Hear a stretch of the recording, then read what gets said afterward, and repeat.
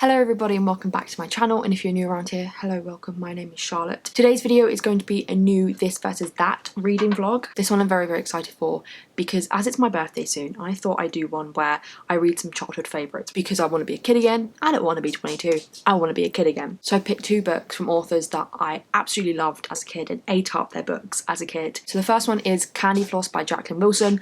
I remember absolutely loving this book so much as a kid. I think, as I've said before in a previous video, I just loved the main character because she had the same coloured hair as me. I just loved Jacqueline Wilson in general. Jacqueline Wilson was just such an important author for so many British children, and she just wrote about so many different topics, so many hard-hitting topics, and she did it so well. She's such an icon. We love her so much, and I just can't wait to read this book and see how much I remember of it, and also to see if I like it or not. I remember the basics of it, and I remember some moments, but I don't remember a lot of it, so I'm just very excited to get in and to read a lot of it. Even just opening this book up is sending me back to being like 7. Because when you first open it up, you've got the Jacqueline Wilson checklist. I'm so sad that I don't have any of my Jacqueline Wilson books when I was a kid because I wanted to see how many I did read. You've also got the illustration here by Nick Sharratt, which are just so notable for me, and I just can see them and just be like, oh my god, Jacqueline Wilson. All I know about this book is follows our main character Floss, and she currently lives with her mum. Her parents are separated, but when her mum and her new husband want to move to Australia and Floss doesn't, she decides to move in with her dad, and her dad runs like a greasy spoon cafe, and he's not really the best at looking after himself and like keeping stable. So when he loses his business and his home, Floss and him have to deal with the fact that they are now homeless. And I'm just so excited just to delve back into my childhood because I just loved this book so much. And the other book that I'm going to be reading is Say Cheese and Die, which is one of the books in the Goosebumps series.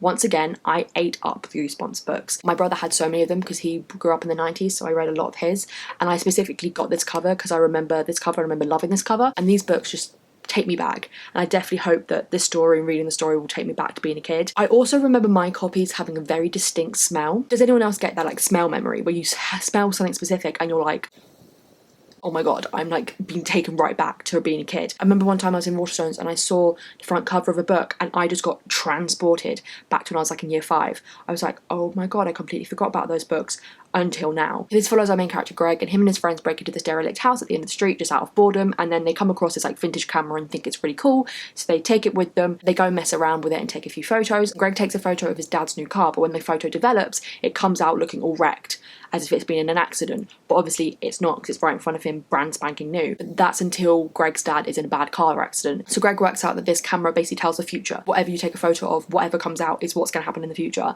And that concept, chef kiss. Loved this book as a kid so much, and I can't wait to dive back into Goosebumps.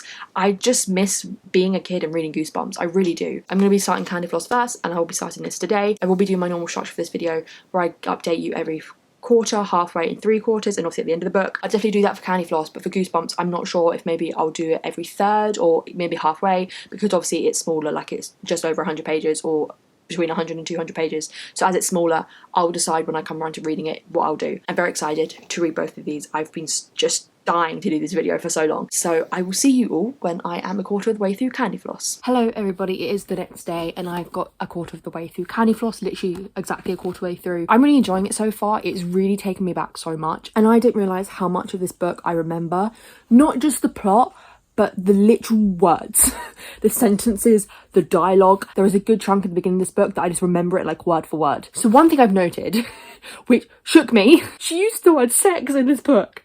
I read this when I was 7 years old. This is for children. Our main character Floss is at school and she's talking about like the people there and her friends. And she's talking about this one girl called Margot. She's always giggling about boys and sex and pop stars. I don't actually know how old Floss is in this book because at the beginning of the book, like literally page 1, it's her birthday. But I don't know how old she's meant to be. I don't know if she's meant to be in senior school or primary school. I thought she was probably like 8 or 9. But the fact that the word sex is in this book baffles me. I told my mum about it and she was like, well, it didn't affect you as a child, did it? And I was like, no. She was like, what does it matter? I also noted the part that I remember doing for one of my speech and drama exams.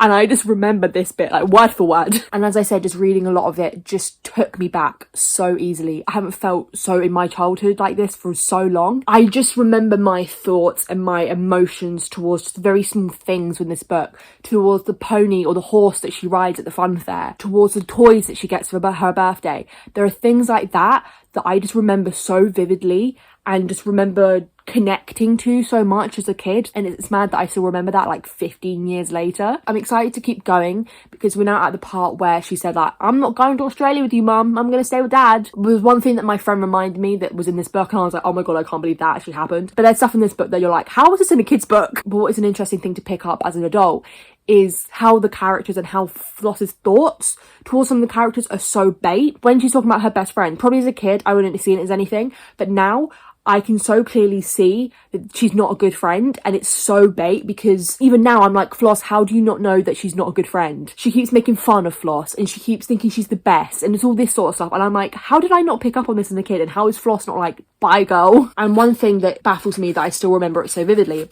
is, as I said, they have the illustrations at the beginning of each chapter, especially this one. I don't know if you can see it. I remember each of these illustrations so much, like the ice bun and her friends and the pictures of Australia. I just want to read all her books now. I want to read the Tracy Beaker books. I want to read the Illustrated Mum and Best Friends. I want to read them all. I haven't read that much today, so I will try and read some more tonight, and I'll see you all when I'm halfway through Candy Floss. Hello everybody. It is Monday, and I need to stop rattling this chair because it's gonna be annoying. It is now Monday. It's Monday the 15th. I am now halfway through Candy Floss. I read about 70 pages yesterday, which I'm very proud of. I haven't read any yet today, so I might do some after I've actually filmed before I go out to do some shopping for my nan. But my updates on this so far is it's still really good, and once again I'm still remembering so much of it from my childhood, and it's just sending me back right to my childhood, which I love. I think I figured out why I used to love this book so much as a kid, and I probably didn't realise it or know it at the time. I think I subconsciously saw myself in Floss quite a lot. She's a very, I don't want to say plain girl because that sounds really rude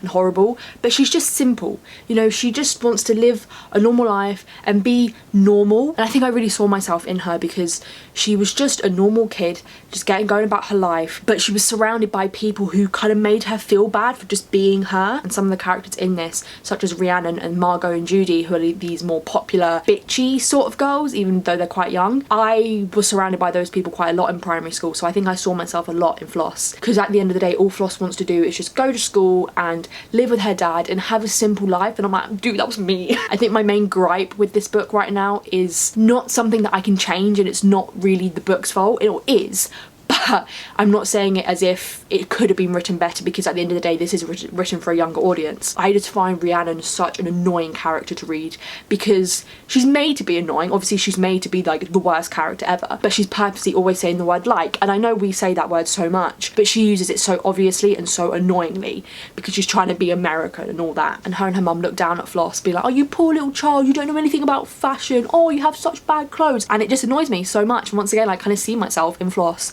in that sort of situation. I just want to clarify what I mean there when I'm talking about seeing myself in Floss in that situation to do with fashion and being judged for clothing, is that when I was in primary school, all the people in my class were wearing like Jack Wills and knew what Primark was, where me, I was like, I just get my clothes from Asda. I never really knew about the high street shops and Jack Wills and all that until I was like in senior school, until I was like 12, 13. Whereas in primary school, all these people were judging me and being like, I can't believe you don't know what Primark is. So that's what I mean when I say that I relate to Floss in that sense.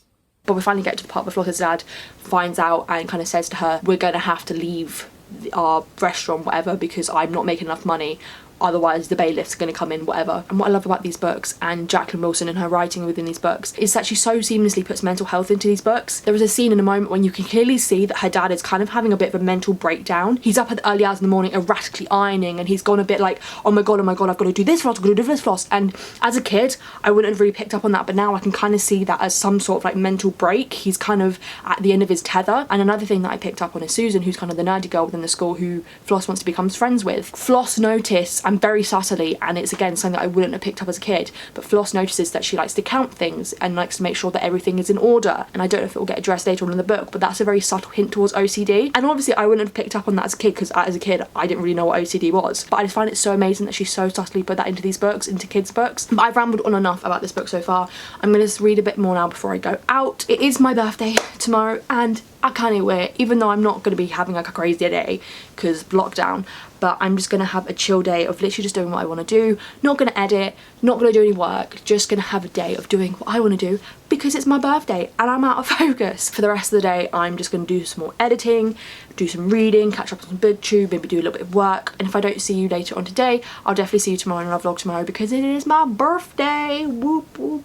Hello everybody, it is the next day, which means it's my birthday. I'm just spending today just chilling, just doing what I want. I've been reading a bit already, just gonna watch some TV, and I'm just gonna have a chill day of not having to worry about doing anything. I have got 3/4 of the way through Candy Floss. Despite the stuff to do with like homelessness and debt and bullying, it is a really calming book because it just reminds me of being a kid. I'm gonna keep this one short just because my camera battery is flashing. I am just having so much fun reading this book and I'm gonna continue reading it today. Hopefully maybe finish it, I don't know, might not. I think I must have about like 80 pages left, so I could try and finish it today. And for the rest of the day, I'm going to chill, order some Nando's, eat some cake and brownies, and just have a good time because it's my birthday and I can do what I want. And then tonight, I'm going to be calling with some of my friends to celebrate my birthday. So I'm very excited for that. So this is a very short update, but I will see you all when I finish Candy Floss.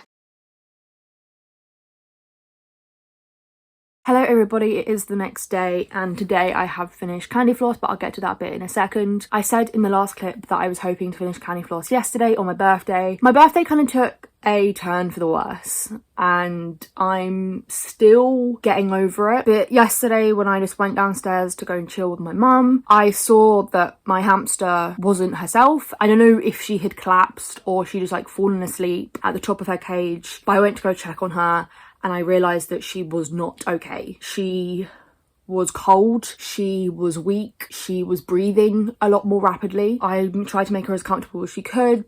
Unfortunately, I held her as she passed away in my hands. It was horrible and I don't think I noticed or understood and processed how horrible it was and how like traumatizing it was until afterwards. Like, it wasn't until I sat back and gone, I literally held my hamster in my hands while she had her last breaths, but she was bleeding out of her nose. She was the first pet or first kind of thing that was my responsibility. She was mine. She was my daughter. She was my world. Ever since, I haven't been able to get those images out of my head. It just means so much. I keep thinking I'm hearing her scuttling around in her cage. I might hear another noise and think it's her, but I remember, oh no, it's not her.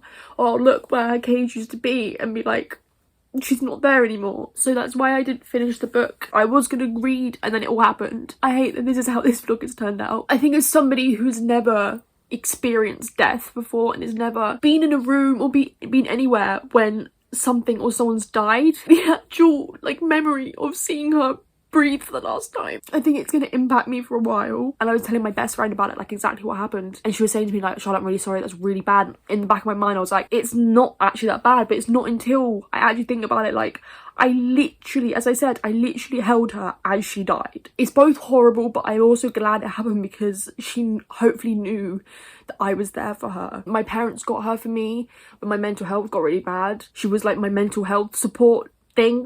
Her name was Lucy, if anyone wants to know. Her full name was Lucifer, because that's the sort of person I am. Candy Floss. I just finished it now. I gave it a 4 out of 5 stars. I had so much fun reading it. It was just so comforting because it again just reminded me of being a kid. And I think the one, not complaint, that I have about it is at the end, I kind of wish there was more. I wish that we could have seen Floss and her dad as they became part of the fair, or what would have happened when her mum came back from Australia after this initial 6 months that they were going to go for. Was she going to continue staying on with her dad now that they've got this nice dynamic going on and she's been having a good time with her dad, even though a lot of bad stuff happened? I recognise that it ended on a good note and then it wrapped up nicely, but I kind of wish there was more. But that's just me. But again, I just had so much fun reliving my childhood and reliving so many things I remember from reading this book as a kid. I loved, as the book progressed, Floss became more true to herself and she dropped the friends that were being really pretentious and really horrible to her and horrible to other people, and she found a best friend in Susan and they became a really cute duo, and that she stood up to the people who used to be her friends and kind of said like, look,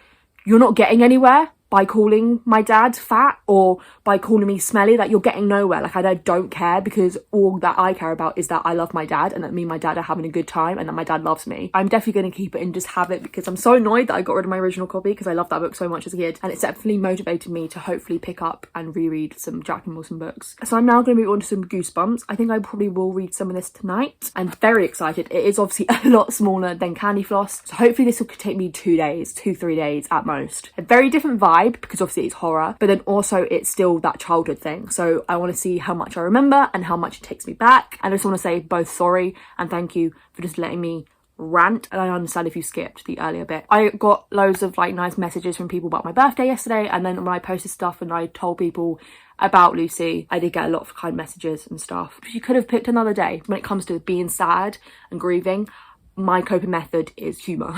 So me saying I wish you picked a better day is not me being insensitive, it's my way of coping. And I did a lot of that yesterday when it was initially happening. I was saying to my parents when we were gonna like bury her, I made a joke and reference Outnumbered, saying, oh, I should give her some cheese and toast to take with her so she could have cheese and toast in the afterlife. I have given it cheese and bread for its journey to heaven.